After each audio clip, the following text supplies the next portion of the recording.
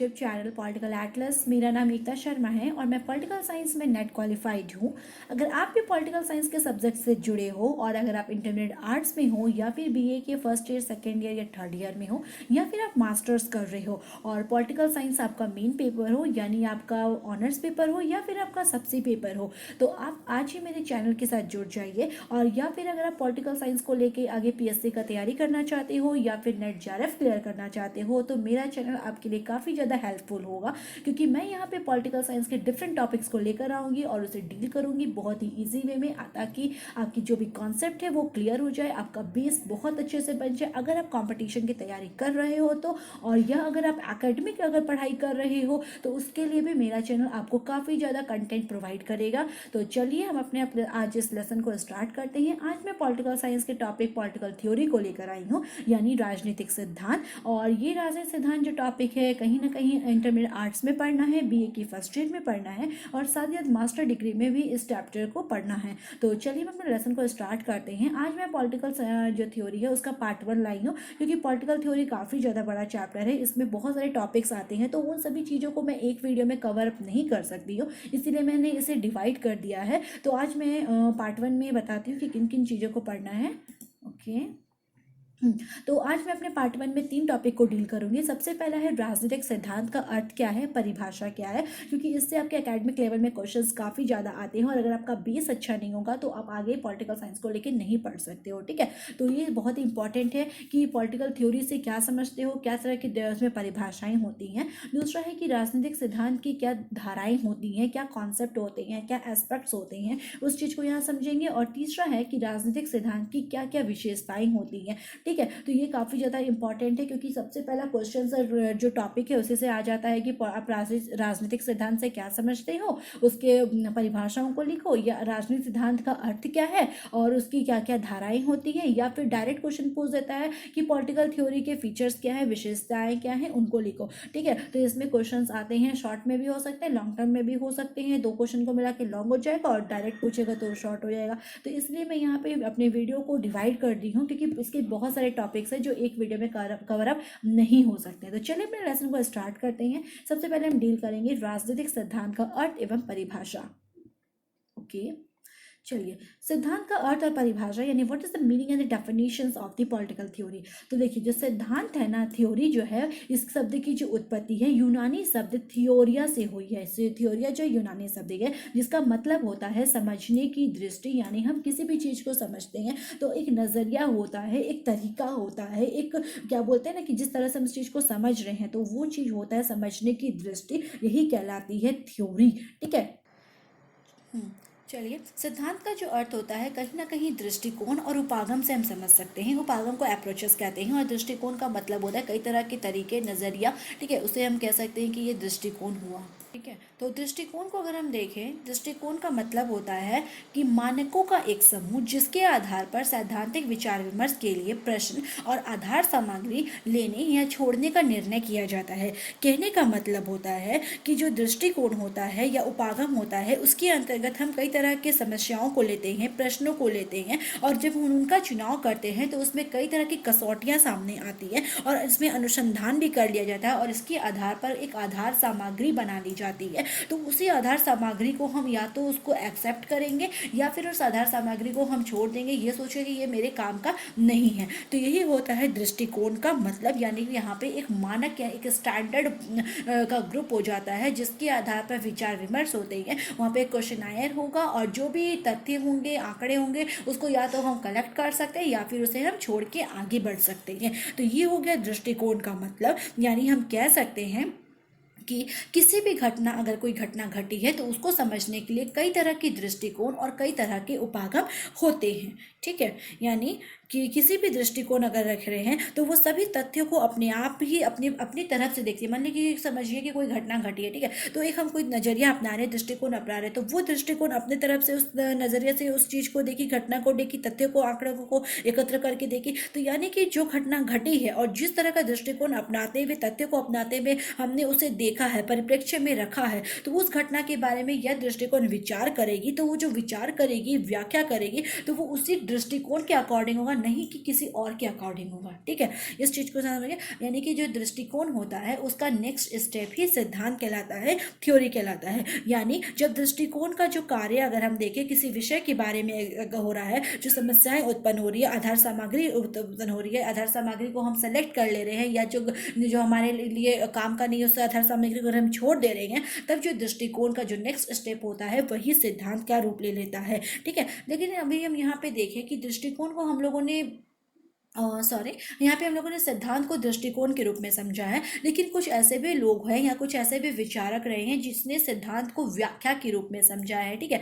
इन्होंने सिद्धांत को व्याख्या से जोड़ा है और कहा है कि जो सिद्धांत होता है ना वो कहीं ना कहीं व्याख्या की चरम परिणति होती है। डैट मीन्स कि किसी भी अगर हम विज्ञान के रूप में देखें तो कोई ना कोई जो विज्ञान है उसे कहीं ना कहीं नियमों से बंधा होता है, साइंटिफिक उसके कहीं ना कहीं रूल्स होते हैं। तो विज्ञान के नियमों को जब हम व्याख्या करते हैं, जब उसको डिफाइन करते हैं, तो वो चीज़ सिद्धांत कहलाता है, ऐसा कुछ विचारकों का मानना है। कहने का मतलब है जो सिद्धांत हुआ वे तर्क संगत अनुमान होते हैं, जो कोई भी घटना घटी है तो उसके कारण, जो मूल कारण होते हैं उसका पता लगाते हैं, उसकी बात करते हैं, उसकी विवेचना करते हैं। यानी हम सिद्धांत के यहाँ पे दूसरे अर्थ को समझे, दूसरा अर्थ होता है व्याख्या, और सिद्धांत का पहला अर्थ हम समझे कि दृष्टिकोण यानी नजरिया।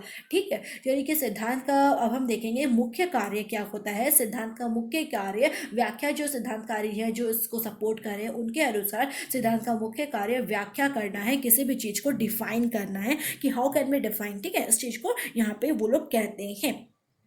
तो अब हम समझ गए कि सिद्धांत क्या होता है। ठीक है, तो सिद्धांत को दो रूप में समझे हैं हम लोगों ने, एक समझा कि दृष्टिकोण के रूप में और एक हम लोगों ने समझा कि व्याख्या के रूप में। चलिए, अब मेरा था टॉपिक में कि इसकी कुछ परिभाषाएं भी लिखनी, कभी क्योंकि कभी ना कभी आपके सेमेस्टर वाइज क्वेश्चन में क्वेश्चन दे देता है कि कुछ परिभाषाओं को लिखो। तो अगर आप यहाँ पे किसी पॉलिटिकल थिंकर का अगर आप यहाँ पे नाम देते हुए परिभाषा लिखते हो तो आपके नंबर ऐड होने के, ज़्यादा आने के चांसेस बढ़ जाते हैं। तो चलिए कार्ल पॉपर के बारे में समझते हैं कि इसने कौन सी परिभाषा दी है सिद्धांत को लेके। तो कार्ल पॉपर का कहना है कि सिद्धांत जो है ना एक प्रकार का जाल है, यानी मकड़ा का जाल बोलो या कोई भी नेट बोलो या मछली पकड़ने वाला जाल बोलो, मतलब समझने के लिए एक तरह का नेट होता है, जाल होता है जिससे जगत को पकड़ा जा सके। जैसे मछली पकड़ने वाला जाल क्या होता है, जब तालाब में डालते हैं तो उसमें बहुत सारी मछलियां हम पकड़ सकते हैं। तो उसी तरह कार्ल पॉपर का कहना है कि सिद्धांत भी एज इट इज एक तरह का नेट होता है, ताकि हम जगत को, यानी विश्व में जो घटनाएं घट रही हैं या जो भी एक्टिविटीज हो रही है उन सब चीजों को उसमें समेट सके, और उसको समेटने के बाद वो जो घटना घटी है या जो एक्टिविटी हुआ है या जो कुछ भी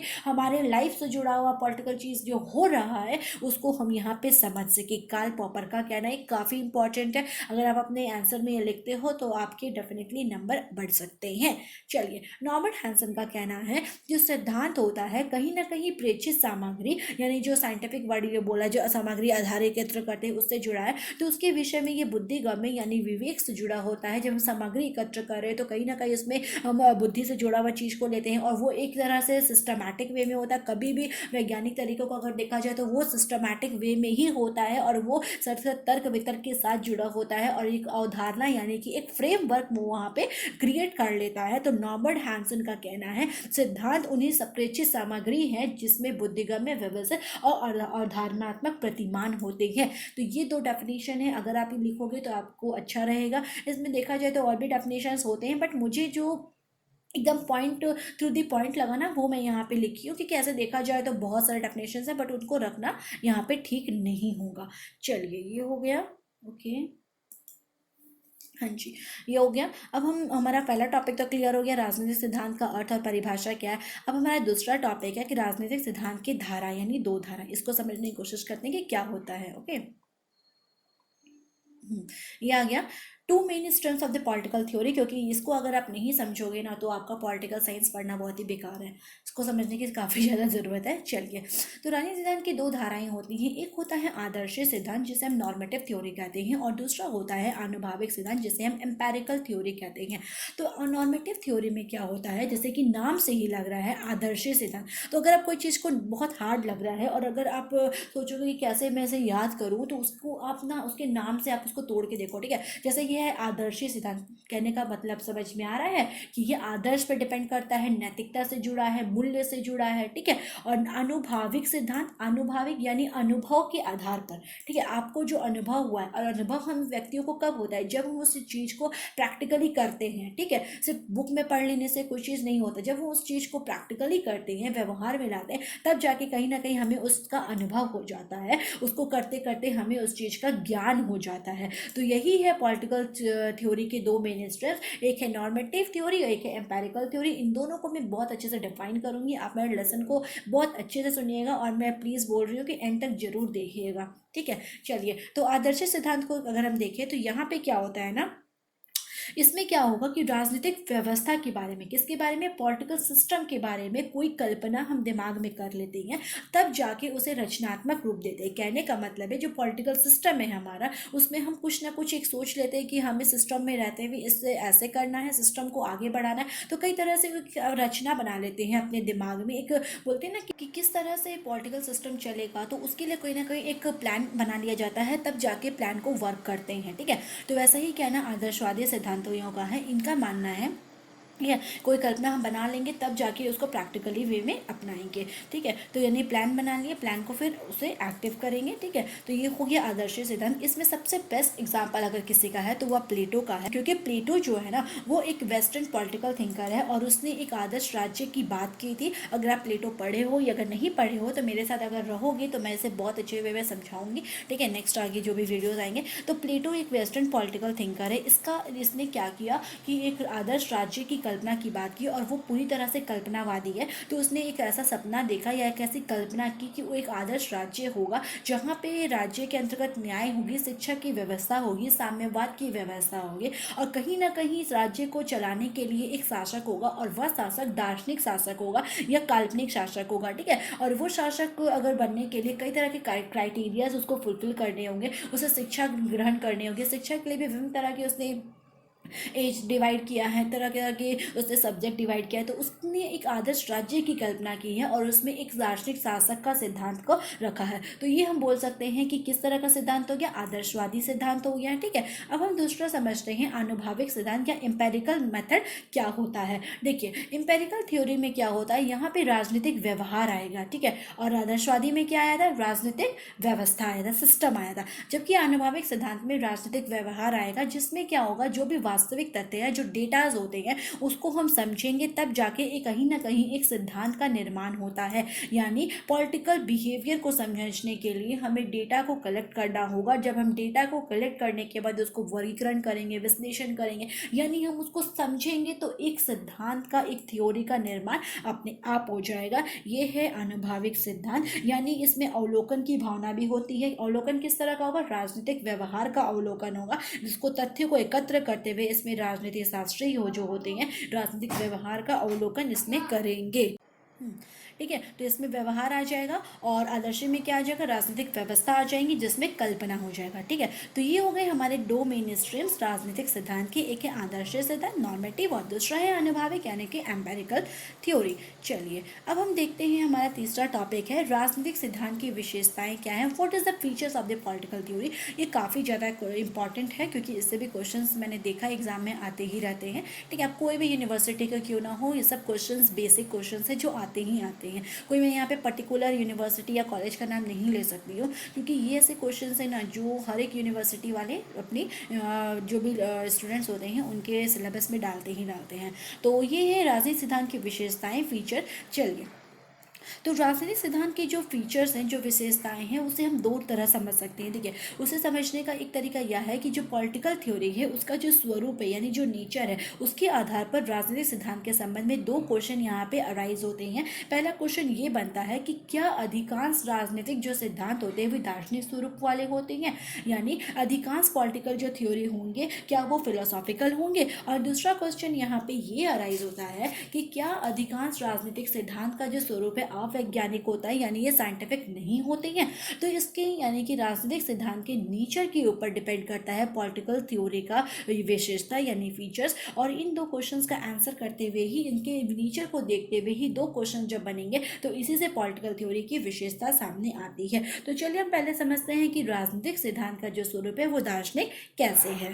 देखिए, इसमें हम बोल सकते हैं कि राजनीतिक सिद्धांत का जो स्वरूप है दार्शनिक है। इसके कई कारण हैं, जिसमें हम पहले सबसे पहला कारण ये बोल सकते हैं कि जो सिद्धांत रहा है ना, उसका बहुत बड़ा जो भाग है उसका निर्माण राजनीतिक दार्शनिकों द्वारा हुआ है। जो राजनीतिक थिंकर्स रहे हैं, जो फिलोसोफर रहे हैं, उसके द्वारा ही राजनीतिक सिद्धांत का निर्माण हुआ है। जैसे हम बोल सकते हैं प्लेटो है, अरस्तु है, जॉन लॉक है, रूसो है, मिल है। तो ये सभी राजनीतिक दार्शनिक रहे हैं और इन्होंने कहीं ना कहीं अपने विचार दिए हैं। कुछ उन्होंने ग्रंथों का भी निर्माण किया है। जो विचार लिखे या ग्रंथ लिखे, तो इनके लिखने का एक व्यवहारिक उद्देश्य यही था कि उस समय जो संस्थाएं चल रही थी, या तो उन संस्थाओं को इन्होंने समर्थन किया है या फिर उसकी आलोचना की है, और या फिर उसकी आलोचना करते हुए इन्होंने कुछ सुधार के उपाय भी बताए हैं। इसीलिए इन्होंने कई तरह के ग्रंथ लिखे, अपने विचार लिखे, जिनके बारे में आज हम पढ़ते हैं। ठीक है, तो यही कहना है मेरा कि राजनीतिक सिद्धांत का जो स्वरूप है दार्शनिक इन्हीं लोगों के कारण रहा है। और साथ ही साथ अगर हम देखें कि इन जो राजनीतिक सिद्धांत है उसका कहीं ना कहीं दर्शन से नाता रहा है। हालांकि दर्शन और राजनीतिक सिद्धांत अलग अलग है, लेकिन कहीं ना कहीं दोनों में एक बॉन्डिंग भी होती है। और यही दर्शन से अगर हम देखें तो प्लेटो से लेकर अभी तक 20वीं सदी में जितने भी जो सिद्धांत कार्य हुए हैं, उनके विचारों में दार्शनिक का प्रभाव काफ़ी ज़्यादा रहा है, दर्शन का प्रभाव रहा है। इसीलिए वे दार्शनिक जो है वो आध्यात्मिक रूप से जुड़े होते हैं और इन्हें कहीं ना कहीं राजनीतिक जो प्रश्न होते हैं और राजनीति की जो समस्या होती है, इनमें ये कभी भी एक डिफ्रेंशिएट मतलब वहाँ क्रिएट नहीं करते, दोनों में कोई डिवाइड लाइन नहीं खींचते। ये हमेशा राजनीतिक प्रश्न जो है और राजनीतिक समस्या दोनों को एक ही मानते हुए चलते हैं। यानी कहने का मतलब है जो राजनीतिक सिद्धांतकारी रहे हैं वो जो है दर्शन से प्रभावित रहे हैं और उनका मार्गदर्शन भी तार्किक बुद्धिवाद के नियमों से हुआ है। इसीलिए ये हमें दिखता भी है, प्रतीत भी होता है जो सिद्धांत है उसके विकास में दर्शन का प्रभाव रहा है। यानी कि इस तरह से राजनीतिक सिद्धांत का जो स्वरूप है वो कहीं ना कहीं दार्शनिक है, अधिकांश राजनीतिक सिद्धांत का स्वरूप। ठीक है, चलिए अब दूसरी विशेषता है कि राजनीतिक सिद्धांत का स्वरूप अवैज्ञानिक क्यों है। ठीक है, यानी कहने का मतलब है क्यों जो अधिकांश जो पॉलिटिकल थ्योरी है वो पॉलिटिकल जो साइंस जो अगर हम बोले तो वो कहीं ना कहीं साइंस के क्राइटेरिया में क्यों नहीं आती है। ठीक है, तो अगर हम जब साइंस की बात करते हैं तो हमें एक साइंटिफिक मेथड को समझना होगा, तभी हम समझ सकते हैं कि क्यों भाई पॉलिटिकल जो थ्योरी है वो एक मेथड क्यों नहीं है, एक साइंटिफिक मेथड से क्यों नहीं जुड़ी है। देखिए, तो जो वैज्ञानिक पद्धति होती है वो एक ऐसी प्रक्रिया है, एक ऐसा प्रोसेस है जिससे हम किसी भी वस्तु, ठीक है, या कोई घटना घटी है उसको जैसा है उसी के रूप में जान रहे हैं, उसी के रूप में समझ रहे हैं, ना ज़्यादा कम होगा ना ज़्यादा अधिक होगा। यानी अगर कोई घटना घटी है, कोई एक्सीडेंट हुआ है या कुछ भी हुआ है, तो उसको हम उसी रूप में देखेंगे ना जिस रूप में हुआ। या कोई व्यक्ति के बोलने से तो वो कम बेसी नहीं हो जाएगा। या अगर बोलेगा कोई एक व्यक्ति जो घटना जो एक्सीडेंट हुआ है उसका एक पैर टूटा, कोई बोला दो पैर टूटा, तो एक्चुअल में उस व्यक्ति का तो एक ही पैर टूटा है, तो उसको हम ना कम कर सकते ना अधिक कर सकते। और ये कैसे होगा? ये होगा जब घटना घटी है तो उसको वहाँ पे हम डेटा कलेक्ट करेंगे, उसका जांच करेंगे, ठीक है, प्रमाण करेंगे, निष्कर्ष निकालेंगे, तब जाके हमारे सामने एक सामान्यीकरण निकलेगा कि हाँ भाई वो जो व्यक्ति था वो झूठ बोल रहा था और इसमें तो एक ही पैर उसका टूटा है। ठीक है, तो कहने का मेरा मतलब ये है कि जो जो साइंटिफिक मेथड होता है इसमें हम जो भी घटनाएं होती हैं उसको लेते हैं, उसके साथ उसके बाद वहाँ पे हम डेटा को कलेक्ट करते हैं, डेटा को हम डिवाइड कर लेते हैं, उसको समझते हैं और तब जाके हम एज एक रिजल्ट यहाँ पे निकालते हैं, निचोड़ निकालते हैं। तो ये होता है साइंटिफिक मेथड। लेकिन अगर हम देखिए पॉलिटिकल थ्योरी में ऐसा हम नहीं कर सकते हैं, क्योंकि पॉलिटिकल थ्योरी कहीं ना कहीं दर्शन से जुड़ा है। और उस समय की बात अगर देखें तो वहाँ पे लोग ऐसे नहीं थे कि पूरे पॉलिटिकल थ्योरी को दर्शन से छोड़कर, मूल्यों को छोड़कर वैज्ञानिक पद्धति को अपना। हालांकि कुछ ऐसे वैज्ञानिक कुछ ऐसे पॉलिटिकल थिंकर रहे हैं जिन्होंने दर्शन को के साथ साथ वैज्ञानिक के भी बात की है, जैसे हम अरस्तु का नाम ले सकते हैं। ठीक है, लेकिन पूरी तरह से राजनीतिक जो सिद्धांत है वो वैज्ञानिक बन गए, ऐसा तो बिल्कुल भी कहना गलत होगा। तो हम ये कह सकते हैं कि जो राजनीतिक सिद्धांतकारी रहे हैं उनका मूल्य में काफ़ी ज़्यादा विश्वास रहा है। वे तथ्य को मान रहे हैं लेकिन फिर भी कहीं ना कहीं मूल्य को अपना विचारों में ऊपर रखते हैं और उनमें भविष्यवाणी करने की क्षमता नहीं होती, क्योंकि उनका जो पूरा ध्यान तो क्या होना चाहिए ये सब पे डिपेंड करता है ना, तो वो उसी चीज़ को लेते हुए चलते हैं, दर्शन को लेते हैं और उनमें अपनी परंपराओं के साथ जुड़ा रहना वो काफ़ी ज़्यादा अहम मानते हैं। तो उस ऐसी स्थिति में उसके जो स्वरूप है, उनके जो सिद्धांत है, तो उसको हम वैज्ञानिक नहीं बना सकते हैं। हालांकि कुछ विचारक रहे हैं जिन्होंने इसका कोशिश किया है कि चलो सिद्धांत को वैज्ञानिक बना दिया जाए, लेकिन हम सब ऐसा तो नहीं बोल देंगे कि अधिकांश राजनीतिक सिद्धांत वैज्ञानिक स्वरूप वाले हैं। ठीक है, तो चलिए मेरा ये लेसन यहाँ पे एंड होता है।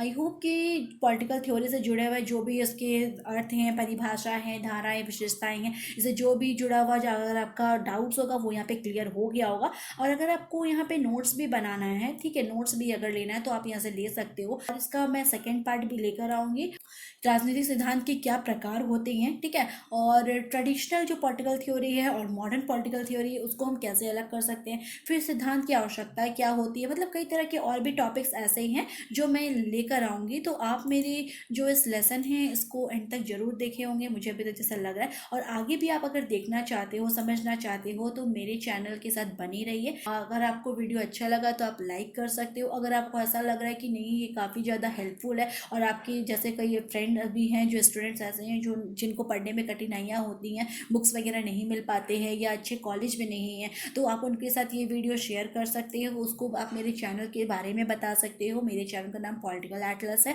ठीक है, और अगर आपको और ऐसे वीडियोस चाहिए, अगर आपको जुड़े रहना है तो आप आज ही मेरे चैनल को सब्सक्राइब कर सकते हो, क्योंकि सबसे पहले नोटिफिकेशन आपको ही मिलेगा मैं इस पर जो भी वीडियोस डालूंगी। सो मेरे चैनल पर बनी रहने के लिए, मेरी वीडियोस को देखने के लिए थैंक यू।